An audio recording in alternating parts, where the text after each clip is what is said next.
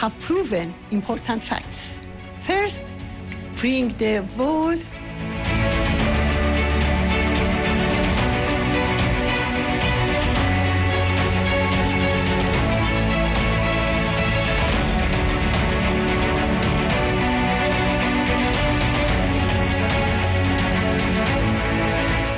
کنفرانس در پارلمان کانادا. افزایش بی‌سابقه اعدام‌های سیاسی، نقش جامعه بین المللی.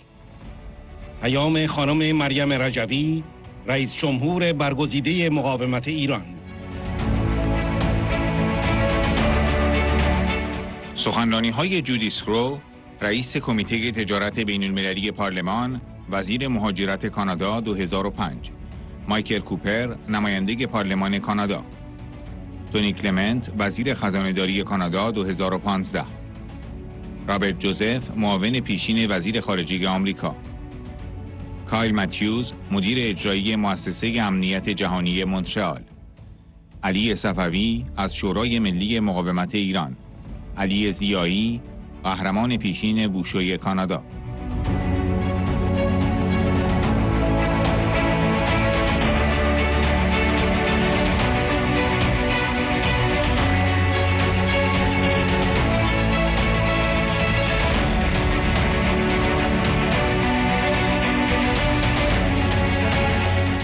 خانم مریم رجوی.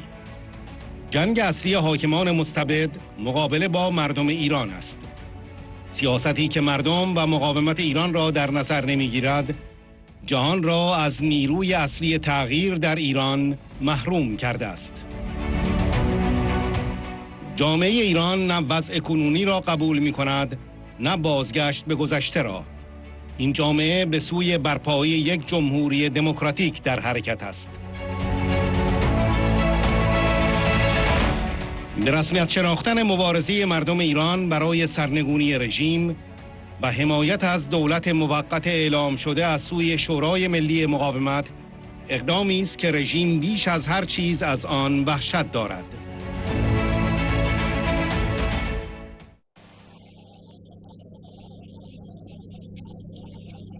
Ladies and gentlemen, the major developments of the past year have proven important facts. First, freeing the world from the threat of religious fascism, which is the main source of insecurity, terrorism, and war, is a single shared goal. Second, this regime has no intention of changing its behavior or policies. It lacks both the capacity and the fundamental nature to do so. Therefore, this threat has only one answer: overthrow by the Iranian people and their organized resistance. Over the past 4 decades, those who put their short-term political or commercial interests above all else ignored the unchanging nature of the regime. They witnessed the brutal violation of human rights in Iran, but overlooked it.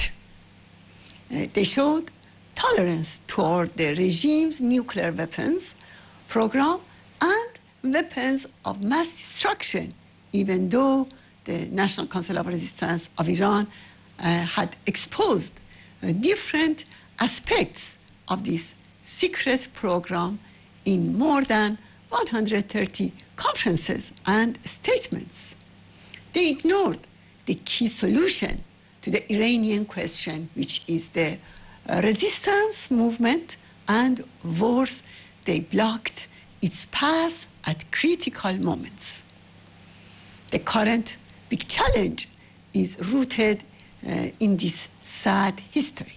But beyond this, we must learn a lesson for the future. The biggest lesson is that working with dictatorships may bring short-term benefits today, but it leads to a disaster tomorrow.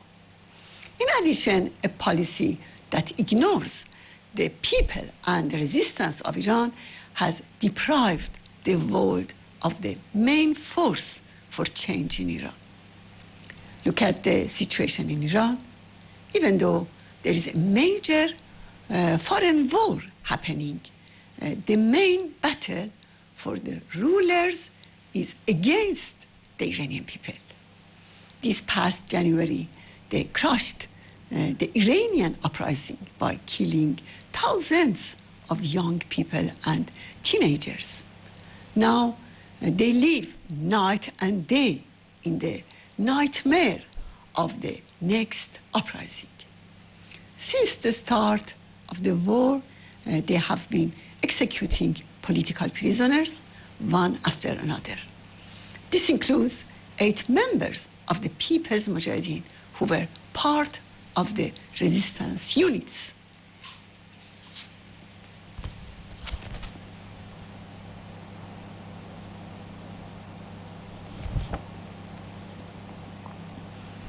They have also executed 20 young people for taking part in the uprising or fighting against the Revolutionary Guards.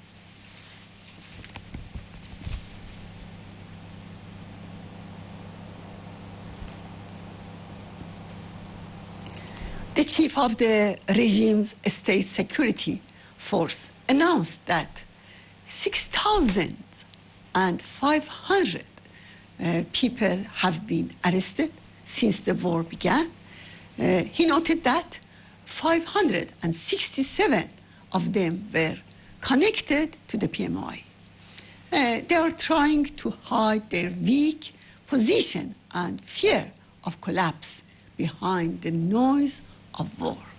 But they have no answer for a society that is ready to rise up, especially because the resistance units in many Iranian cities are fighting the Revolutionary Guards and preparing for the next uprising.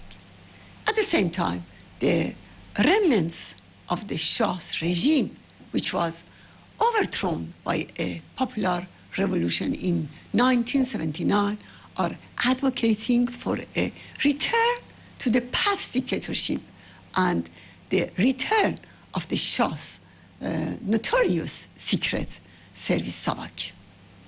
These actions undermine today's anti-dictatorial movements. However, Iranian society will neither accept the status quo nor return to the past. Instead, it is moving toward establishing a democratic republic based on the separation of religion and the state, autonomy for oppressed nationalities, and gender equality. As the regime enters a point of no return, the National Council of Resistance of Iran, which is the democratic alternative to this regime, announced the provisional government based on the 10-point plan of the Iranian resistance. Today, in Iran, on one side, the ruling regime wants war, and on the other side, the remnants of the past dictatorship want the same. But the slogan of the provisional government is peace and freedom. Canada took an important step by cutting its diplomatic ties.